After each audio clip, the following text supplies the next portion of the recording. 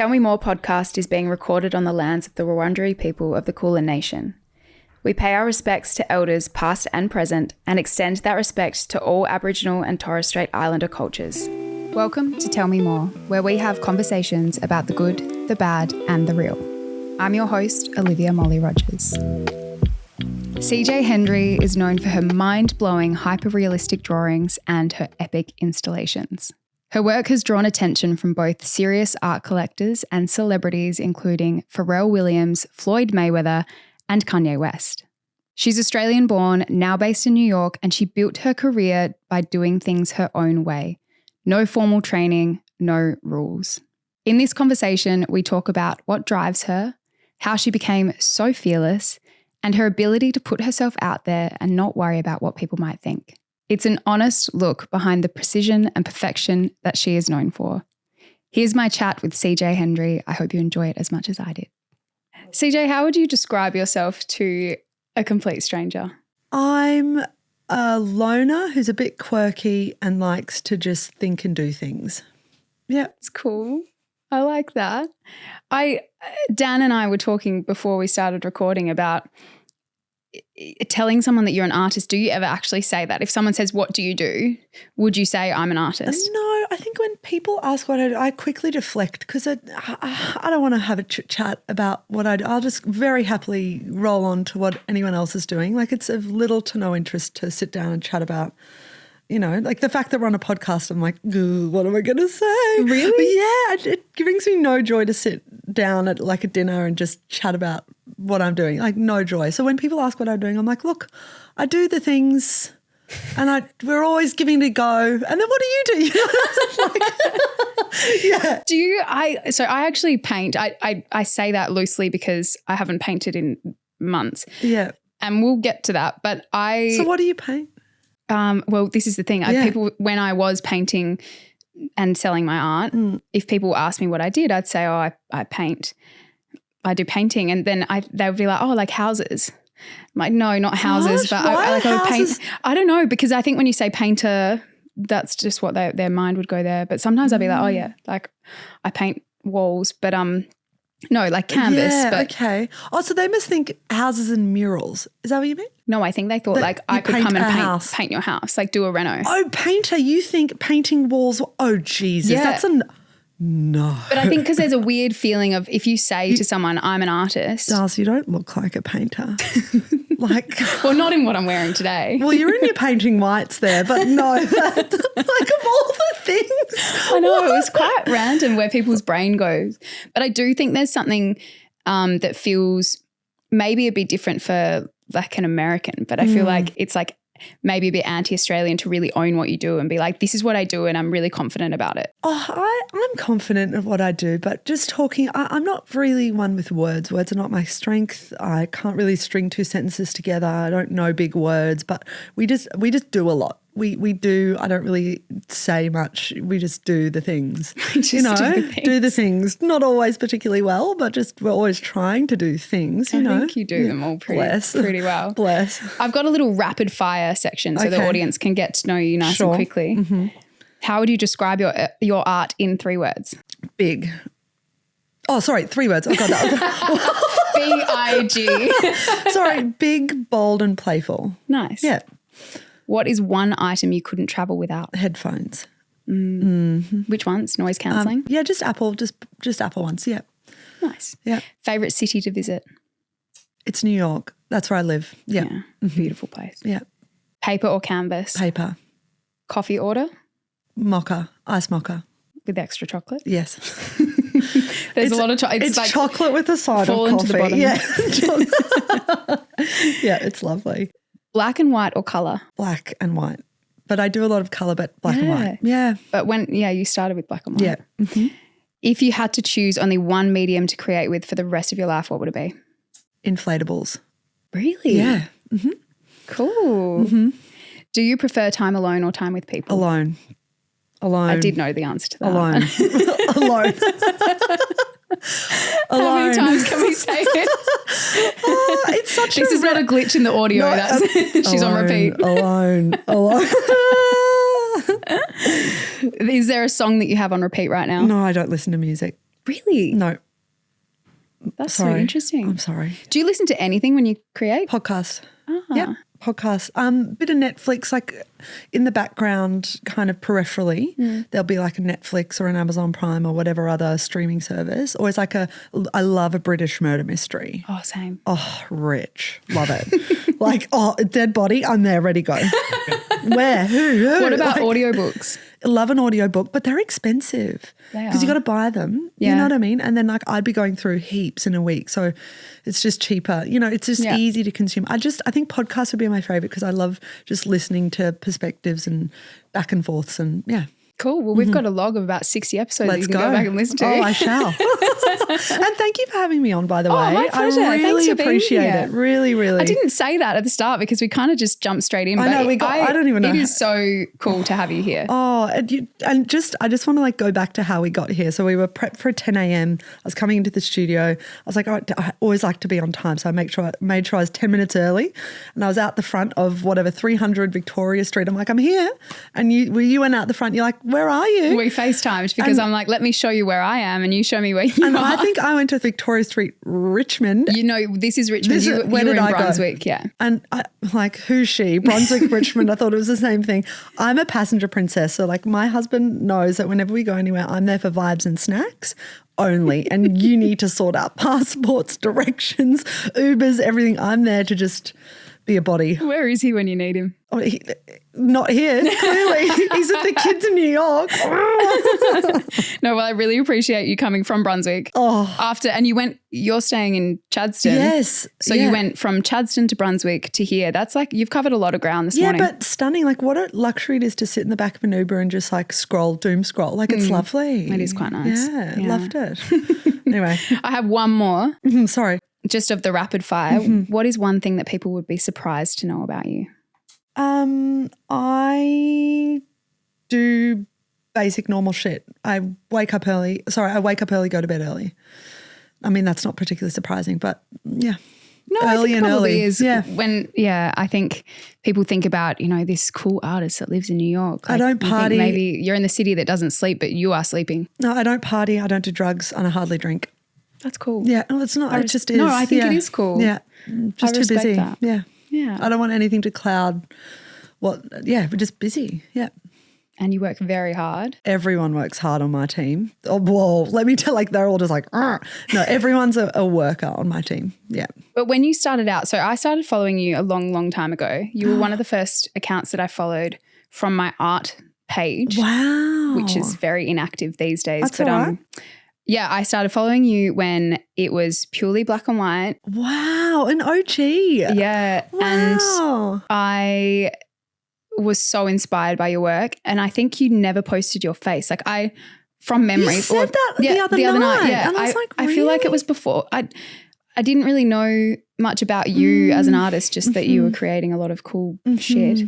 Can you take me back to that time when you started? How did it all come about? Yes, I just kind of, the very short cliff notes. I don't have a degree. I certainly don't have a degree in art or any knowledge of art or background in art.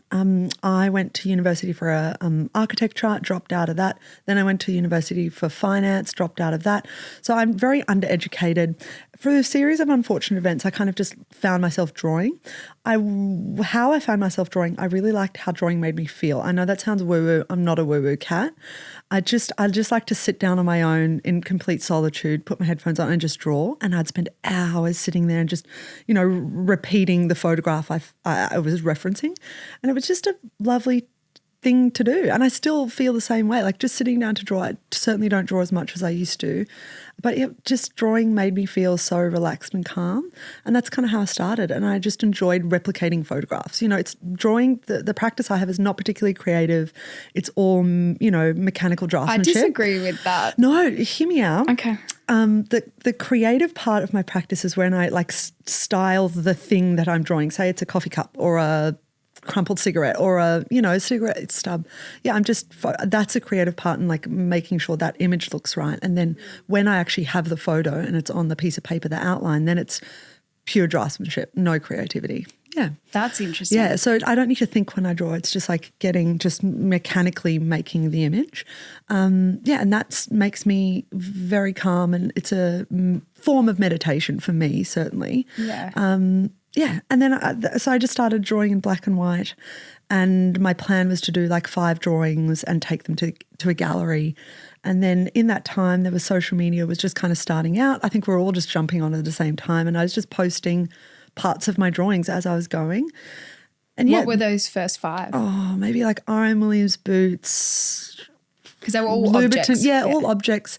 Silk shirts, a skull, or a backbone, a spine, just fancy things and more, but whatever. And just was drawing them. And then someone reached out and said, oh, I'd like to buy that. And I was like, yeah, I guess. And I worked at my $1 per hour. I was like, well, I've spent this many hours. If I'm like charging $25 an hour, that 10 grand seems about right. And I was like, well, $10,000. And they're like, okay. And I was like, holy fucking shit. And that first sale like changed the course of like my entire life. That's incredible. Like, $10,000 is so much money, and took me like that just allowed me to like continue to not have to go to a job, and then I was like, well, that can last me another 6 months to a year, and I can just buy more materials and get things framed. And I was living at home, so that was an unfair advantage, you know what I mean? So it was like just that little thing, and someone just saw my work and liked it and bought it, and like totally changed my life. And that's why when I see other creatives and people starting businesses, I know how fucking hard it is. And we always try and support wherever we can. Like even if it's just something as small as, for example, like we live in New York. This is totally rogue and off topic, but that's fine. Like we'll be in New York and there'll be someone like sitting on the side of the street selling their pottery or whatever, and like we will always go and buy something, because I'm like, you're out here on a Saturday morning selling your things that you made in a clay space. You know what I mean? It can change the course of someone's life. Yeah. And certainly someone did that for me. And things have progressed, and now we're doing different things. But yeah, the core is still the same, Yeah. It's really cool. It's a cool story, I think, too, because I don't think there are many artists, maybe I'm wrong, that just sort of come out of not studying art, sort of self-taught, and then have the success that you have had. I think we're in a beautiful time. I can't speak on behalf of everyone, but I get the sense that with the world changing at the speed and the connectivity in the world in which we live now, like the way in which we can connect, I think you don't need to come with a whole lot of anything to do anything now. Yes, if you need to be a doctor, a lawyer, a surgeon, those bigger jobs, you definitely need some qualifications. Yeah. But everything else, if you've got a bit of a hustle and a little internet, if you can link up to an internet account somewhere, like you can almost do anything. If you have enough energy, I don't know. I mean, I'm downplaying everything. You've got to put in the work. But absolutely. I think, with a little Wi-Fi account, with a little Wi-Fi and a phone, anything. You can do a lot of shit. I think when I came across you, it may have been because of the Cool Hunter, but I can't remember exactly. It would have been, yeah. Can you tell me about that? So when I was first starting out, when I was doing those drawings of those beautiful things in black and white, Bill from the Cool Hunter, and I need to give him so much credit. He saw my work, saw something in what I was making, and he was a marketer. He still does an amazing job, and he said, hey, do you want to, let's link up, let me represent you, you can make your art and then I can sell it. And I said, great. So that was, for many years we worked together, and what was so great about that, I just had to draw and then he took care of everything else. We did a couple of exhibitions together, and it was like that was the launch for me. And also he had so many eyeballs, and that really helped catapult a lot of things. So I have a lot to thank Bill for in those early days, for sure. Was that before you moved to New York? Yeah, that was before I moved to New York. So then I was able to move to New York, took a bit of a risk moving to New York because rent was so expensive, whatever. Anything you do is a risk, right? So my boyfriend at the time, we moved to New York. He wanted to come to New York. I was like, oh, can I come? Yeah, and I kind of knew in my heart that Australia probably wasn't going to be the right place for me if I was going to have a go at this art thing. I was like, I knew that Australia really preferred artists to win or come close to winning the Archibald Prize. And I was like, I don't know if I'm a portrait gal. I don't know if I can do that. And I knew playing the game and, that type of art just wasn't going to be for me.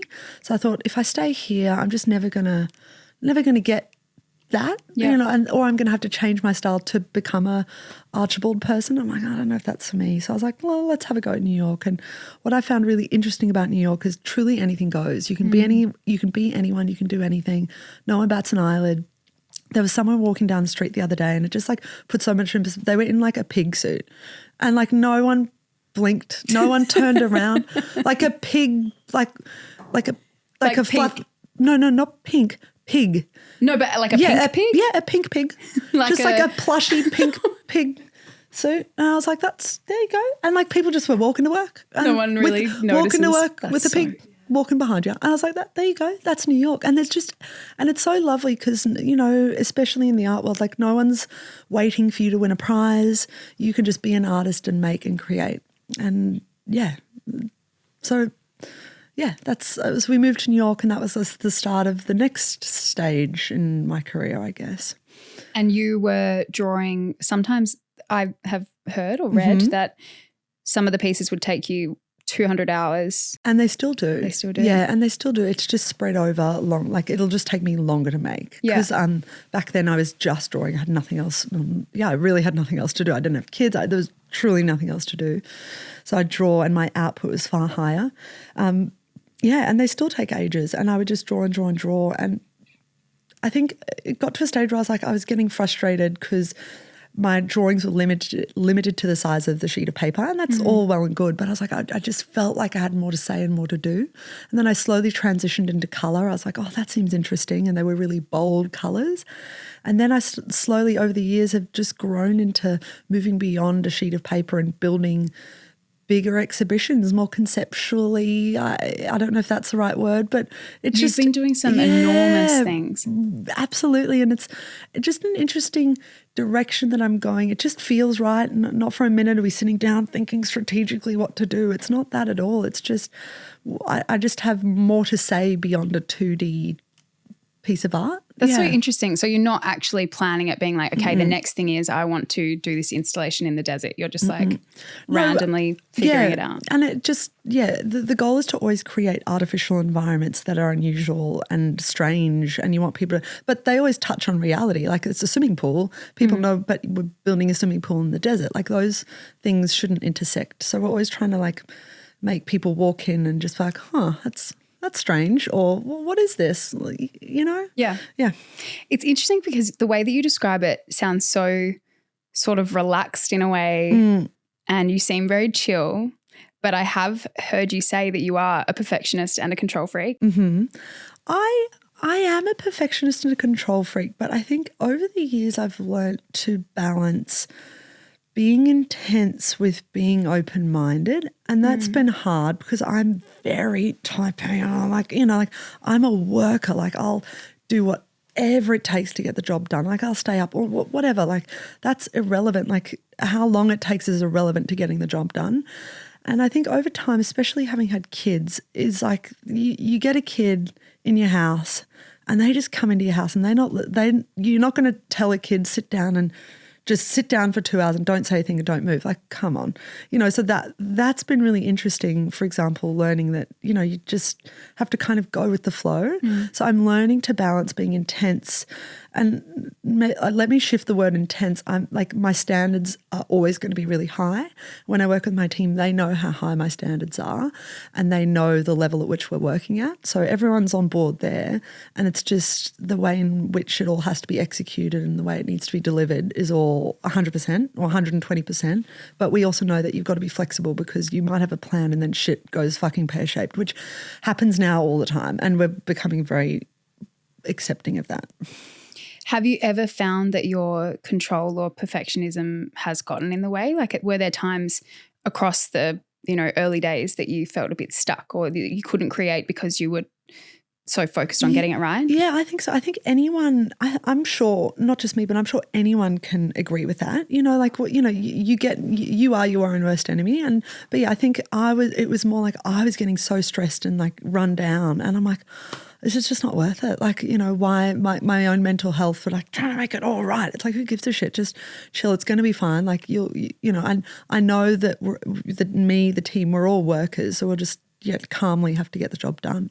Yeah. How do you know that something's done. Like when you have, Dan and I were talking about it before, because your pieces are real, like they're meant to look like the object that you're recreating.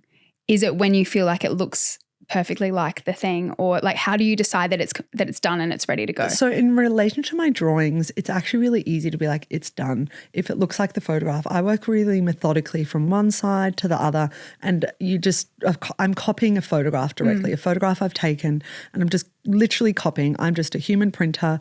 It's close to the photograph. It's never 100%, but yeah, I'm just like doing it. And once I've gone from that section's done, and then I move on to the next. So it's very clear with my drawings how to make it perfect. And I guess my drawings are the area in my practice that I can control, but these bigger productions and these bigger concepts are the things that I can't control, so that's an interesting balance. Yeah.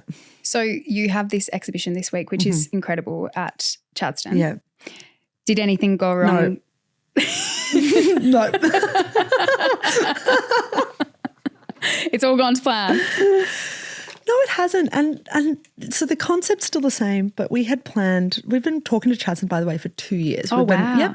So Stephanie from Chadstone, she reached out 2 years ago, and we've been going back and forth on how to make it work and where, and only in the last year has it been fully confirmed, and the idea and the concept, and we're going back and forth. So it's been 2 years in the making. And then literally 6 days before opening, we just get the news that like the whole exhibition is not going to be here in time. And it's like, okay, like fucking fuck, like that's not it. Like we planned for the fucking thing to be here. Get it the fuck here. And it's not. And that's really frustrating, but it's like. Wait, so was that this week, like the start of this week? Yeah.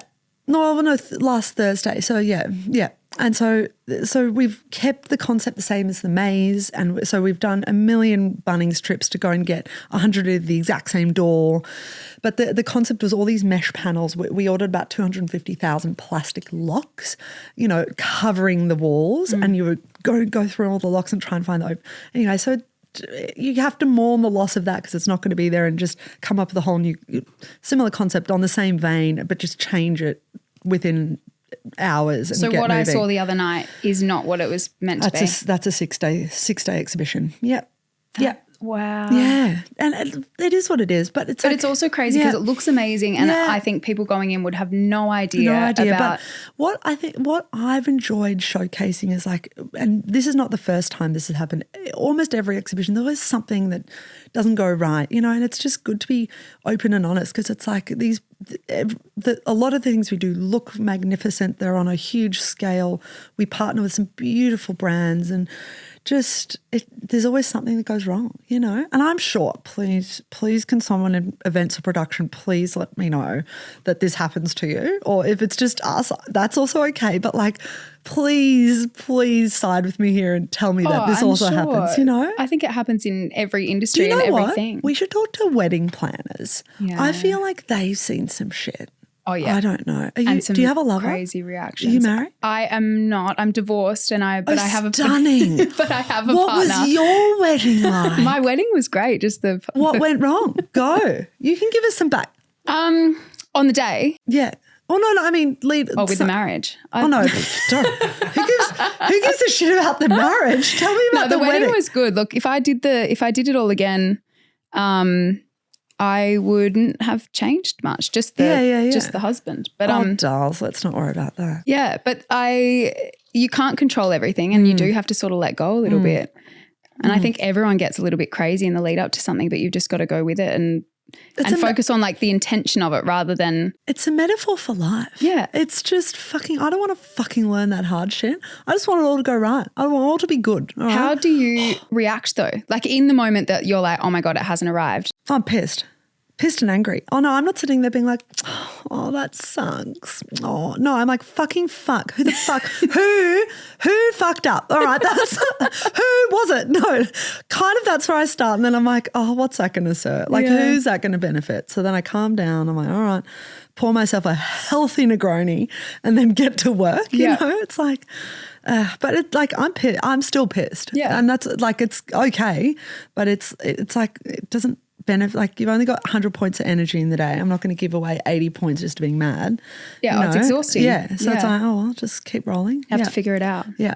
So you've said that everything that you've done in terms of those installations, there's always been something that's gone wrong. Always. What's been the most significant?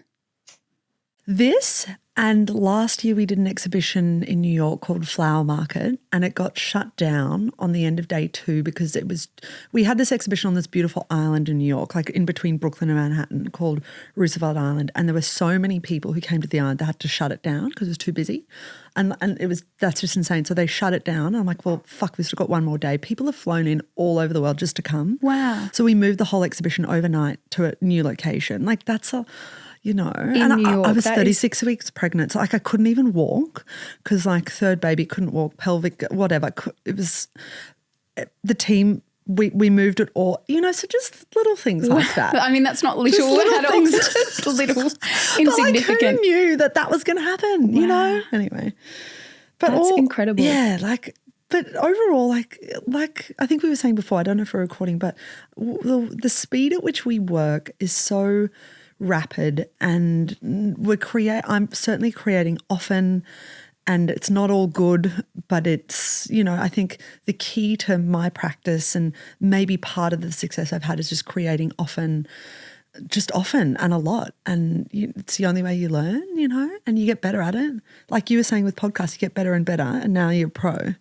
Yeah. I wouldn't say I'm a pro. I don't think I don't think that it's ever good to sit in what you're creating and be like, I'm the best at this, because then I think there's no room for growth. I don't think I have the brain where I would ever think that about anything that I do, and I don't think you do either. Well, because I think you can always learn. There's always more you could do. Success breeds complacency, and that's what I'm always really conscious of. I'm like, any amount of success I have, I'm like, okay, we're still working. We've got shit to do. You know what I mean? Because I'm like, well, you've seen it before, I'm sure, where like people have even had a sniff of success and you're like, yeah, shit, where are they now? It's like they got lazy and then they're like, I'm fine, I'm good, I've made it. And it's like, well, no, you got to keep working. You got successful because you worked and did the thing. Yeah. But I think that's potentially, if the driver for success is getting a certain amount of fame or money, and then you hit that. But it seems like your driver is very different to that. Like what is it that drives you? It's building things, and that's very vague, but I just love to be busy and I like to build. I'm clearly a busybody in some way, but I think being able to create is so much fun, and building and creating is more joyous than I can even begin to explain. So it's just being able to build things that are just so wacky, and people walk in, they're like, the fuck's this? What's going on here? And to that point, you don't even need to be an art lover or appreciator, or you don't even need to like me or what I do, but there's no way you can walk into what I do and not feel something. Good, bad or ugly, it doesn't bother me, but you'll certainly walk in and experience something. I've heard you also say that you want to make it accessible. Yeah. Art is so, help me with a word, words are not my strength. It's so... What, subjective? No? Yeah, subjective. And some of it can be so unattainable, and it's so, I always feel really... Or it can be a bit like elitist if it... Absolutely. Yeah.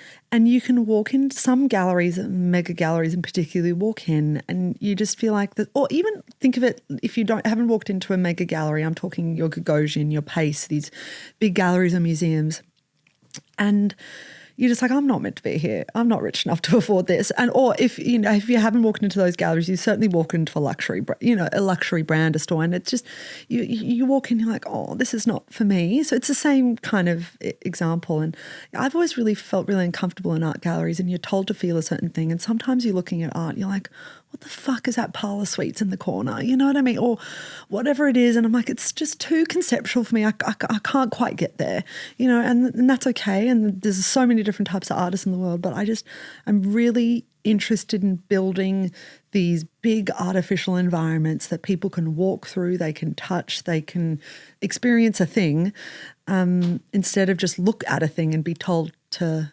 think something, And I'm like, and you're given a big artist statement, you're like, read the artist statement, don't even understand 90% of the words, and then you look at the painting, you're like, oh, that doesn't make any sense to me. I found that's kind of why I didn't like art at school, was that always make you do all this theory and this like all of this written stuff about the piece of work. And I'm like, I just want to make something because I want it to look good. Like, does it have to be that deep? No, and it doesn't. And once again, I'm one particular artist in the world, and there might be people being like, well, it does need to be deep. I'm like, then go and make the deep art. Like you're the deeper person. Go and make better art than me. I'm a very simple person who wants simple shit, and I'm just building simple big things, big and dumb. That's me. It's definitely not dumb. No, but you know what I mean. It's just in that vein. It's like I don't want people to walk in and have to read a thesis and a big novel with all these big words and just feel uncomfortable. You just want it to be fun. Yeah, in a way. The goal is not fun. The goal is just to build a thing, and I guess people might have fun occasionally. Not all exhibitions are fun. They're all experienced differently. Yeah. How do you incorporate art into your life as a mum now with the kids? Are you making things with them? No, I'm not a craft mum. No. It's very separate. Not me. Well, it's probably like a chef that doesn't cook at home. 100%. Or like the chippy with the worst house, or like the painter, whatever. You can give so many examples. No, I don't do any crafts at home. It's too much effort. My kids are too wild. I save that for daycare and school. No, how do we incorporate art at home? The kids just find markers and draw on the walls, but that's not us being like, let's sit down and do an enriching experience. No, that's not my style of parenting. Mine is just like, let's go, let's get by, let's get through the day in one way. Yeah. Fair enough. Yeah. How has it changed things for you? It's changed everything. And my husband and I talk about this a lot, but we try, I'm sure you can attest to this, like we've gone from being, we're still workers. We love working. We'd prefer to be working 7 days a week, 100-hour weeks. We've gone from 120-hour work. Like this has been our life. Because your husband works in the business as well. He's got his own business. So we're doing multiple. We've kind of have built 3 businesses over the course of many years, and we've gone from like mega weeks to now our weeks look really different. We work like 40 hours a week in the studio, and we spend a lot of time with our kids. And it's been really, I think the biggest thing I mourn about having kids, and this is, I don't know if I should say this, but I mourn missing work, which sounds crazy. It's like I work, but not the level I used to. And I miss that. I really miss just a crunchy mega week, and that's all I know. So it's like been a big adjustment to like go to working a normal 40-hour week, which sounds ridiculous, I know, but it's just, that's just all that's just all we know. So we just like work, and then we spend time with our kids, and that's our whole life is just working kids. Yeah. So that's the biggest adjustment. Yeah. What's been the best thing about it? Learning that plans are truly irrelevant, because you get a kid in your house and you get what you get and you don't get upset, and you do not know what kid you're going to get. And now I have 3. I don't have a lot of experience, but I have 4 years of experience in that. So 3 under 4? Mm-hmm. Wow, my sister's just done the same Oh, thing. really? And you're both crazy. It's crazy. It's fucking crazy. And I think because of that, you just get, like I said, you get kids in your house. And if you're a parent who has kids who sit down and do what you ask them to do, like you must have done something right in your life. But I don't have those kids, and they just, they give us hell. And I'm like, you just have to go with it. Like, like the biggest thing so you have to get rid of your control. 100%. And that's really hard, because you have to balance like, I want a nice clean house, but holy fuck, there's marker everywhere and there's poo on the floor. And like, and there's food everywhere and it's messy all the time. And the biggest thing you don't need to put this in, but if you want to, you can. But like the biggest thing we're dealing with at home in the afternoon, well, not the biggest thing, but our kids are just obsessed with farts, like spreading each other's bum cheeks and being like, Kenny, do a fart. Look, Mum, look, it's so smelly. I'm like, love that for you. You know what I mean? It's just like farts and poos are just the top of our life right now. Just spread bum cheeks, big old farts. They love it. They absolutely love it. Just after bath time. What's your next project be, like some fart machine? Yeah, no, actually. Inspired by the children. It's actually funny. I'm desperate to write. Everyone wants to write a kid's book. Rah. Who cares? But whenever I ask my son, like, hey, who made you laugh today? What did your fingers do today? Because apparently you get conscious parenting. You're meant to get specific about their day. Lol. What did your fingers do? I like that question. His answer every time is fight ice cream. I'm like, okay. So like We have to write a book called Fart Ice Cream. I don't know what the premise will be. I don't know what the visuals will be, but like we'll figure it out. Every day, fart ice cream. I'm like, cool, bro. Fart ice cream sounds like a specific type of poo. But I feel like there could be a series of a book. The next one could be like called Burger Wee, and then like whatever. But like the fact that I'm talking about this on a podcast, I'm like, oh my God. No, I'm into you know it. What I mean? Also, anyway. Copyright that. Yeah, let's go. Nobody steal this idea. Oh no, steal it. Who cares? If you can do it quicker than me, just go. I'm too tired. Who cares? Now, I feel like you've had a lot of oh my God moments in your career. Mm-hmm. As a bystander, I would say you have. Mm-hmm. What's been the biggest for you? I don't know.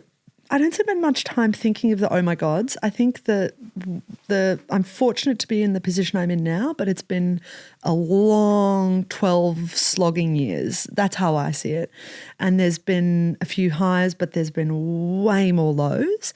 And so I don't, and when I say lows, there's been hard times financially or whatever it might look like. But, like we're talking about things going wrong. So I don't spend much time being like, look at that thing that happened. I'm like, we just got out of that alive. Like, all right, on to the next thing. Yeah. You know what I mean? So it's irrelevant.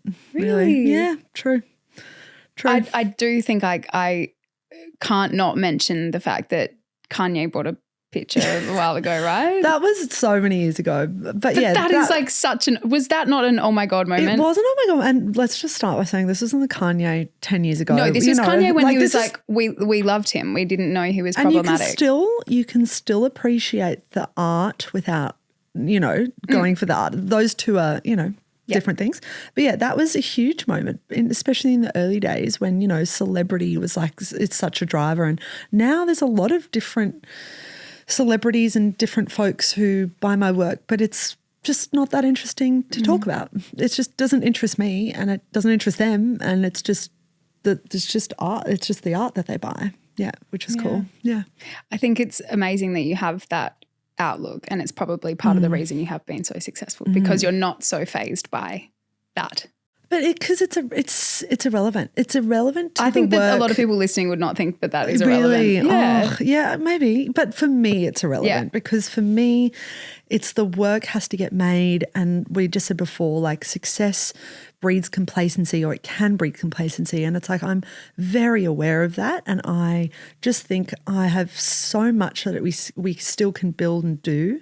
And like every person who's ever supported me and bought my art or just come to the exhibitions, it's all support, and it all gets reinvested back into my practice, and it goes back into building the next thing. And so when people buy my art, I'm like, thank you for supporting. It means I can keep building more stupid shit, because it really is. It's like so unnecessary. Like we're not selling washing machines. You need a washing machine. You don't need art. Art's irrelevant in people. Like not irrelevant, but it's not irrelevant. It's not a need. It's a want. You know what I mean? It's not something you need in your life. Well, I think it is to keep people happy. And I disagree. Really? It's so unnecessary. It really is. Art in terms of music, things to look at, creative things in life. Like imagine how boring life would be if it didn't have any of that. But it's an extracurricular thing. You need it's not like a basic necessity. Correct. Yeah, I agree with that. Yeah. But a life without art would be very, very boring. Yeah, true.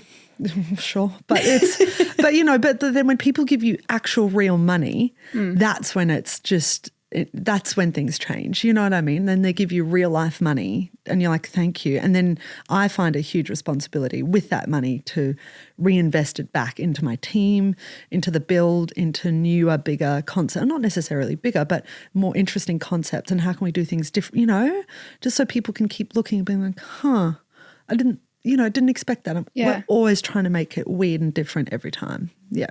You seem very fearless. Yes. That's only come through years and I've become more confident. I certainly wasn't like that at the beginning, but I think that's the only way to be. For now, it's like to do what you do. Yeah, to just go. Well, How do you think you built that though? I just don't think I'm very smart. You just can't know. Well, you just kind of I disagree. Trust me on this. If you ask my team, they're like they are the brains and the operators. I'm the fluff on top. And I think what's great is like because we go into exhibitions, we don't always know. It's like you just have to build built and you just don't know, and you just I'm just a driver. We just build. And the team, we're all getting more confident. You're just kind of like, oh yeah. But yeah, it's taken years to get here for sure.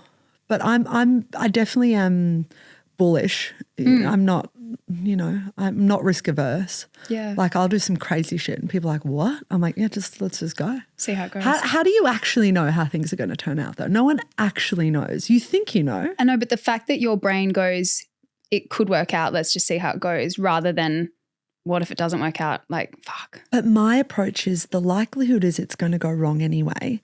So just do it. Just do the thing. Kiss the boy, kiss the girl, have the thing, say yes, just do it. Like that's my number one approach. I'm just like, just do the thing. Everyone's like, oh, I shouldn't. I'm just, and I'm like, just do it. Yeah. Shut up and just do it. If money wasn't an issue or, a thing you needed to pay your people and get shit done. Money's so shit. What would be like if you could do anything and spend any amount to create the thing, what would it be? What would you do? I don't know the concept. I think we'd be building things. I think I'd be building bigger, more permanent structures. A lot of what we do is semi-permanent. It's, exhibitions last for 3 days, sometimes a bit longer. This Chadston exhibition, for example, is going for a month. I'd build bigger spaces with more permanence and they'd be open all the time and they'd be more I'm not trying to be like a weird community person, but like just there'd be spaces where people can come, like just where other people can come. But not like a gallery. No. Just like a space. Yeah, like just bigger magical spaces that you can come and do the things. I don't know. I'm not sure. It'd definitely be around space because I know space is the most important thing to me, hands down. Does your hat always. say space? This is space. Yeah. Space is the most important thing to me in terms of thinking. The more space you have, the bigger your ideas get.